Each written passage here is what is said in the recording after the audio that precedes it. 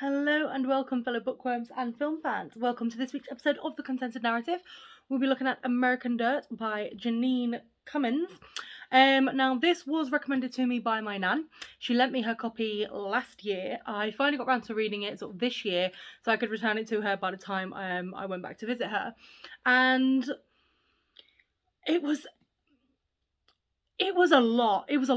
So basically what happens is you follow Lydia and their son Luca, and there's no sort of build up or anything. It starts with Lydia's whole family, her mum, her cousins, her nieces, her nephews, her husband, all being gunned down.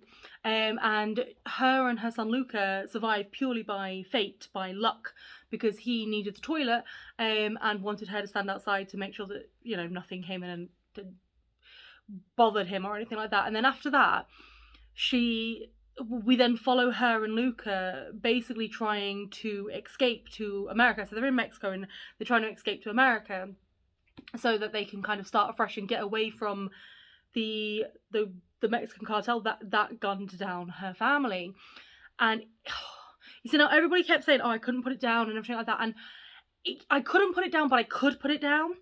This book took me a little bit longer to read than normal because I had to keep putting it down, and it's not because it was a bad book, not at all. It was a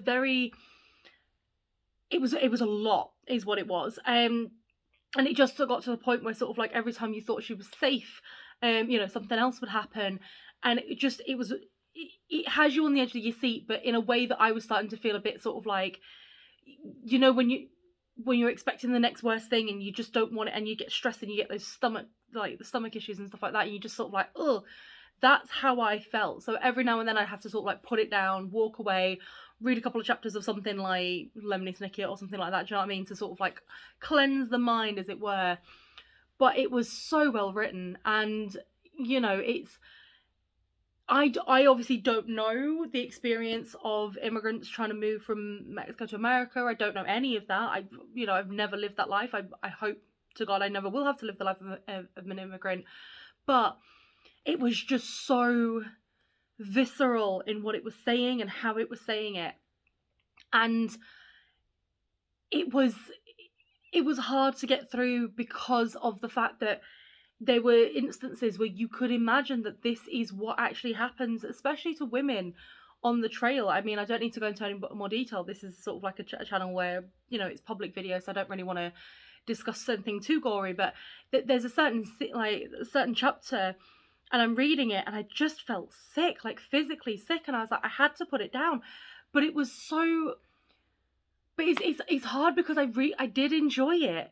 And I think it is it makes you think, like, it genuinely, you sit back and go, right, okay, and it just how circumstances can change, and how this, I mean, she goes on about the fact that she owned a bookshop, and then as she's sort of like moving across the state, as it were, she's like, well, what's going to happen to the bookshop? And it's just little things like that just kind of brings in the reality. But as well as having sort of like the dark bits to it as well, it has really nice bits in it. So it does have bits where like people and strangers help out her and her son, and she does meet up with other people that are on this journey as well, and they kind of end up sticking together. And it's really nice to sort of see that, especially in today's world when there's a lot of doom and gloom and everything like that, that there are still nice bits here and there.